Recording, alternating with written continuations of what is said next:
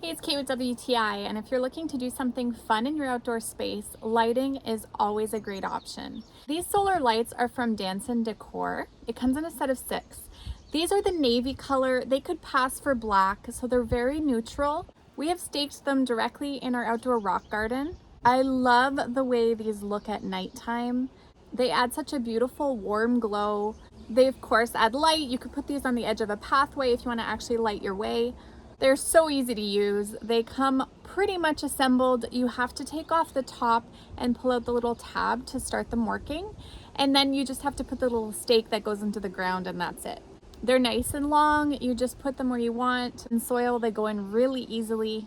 And of course, being solar powered, they work on their own, so it doesn't get easier than that.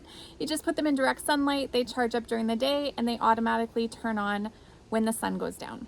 They're really great quality, they're weather resistant, so even if you're gonna be battling the elements, the rain, the snow, whatever, these are still gonna work through all of that.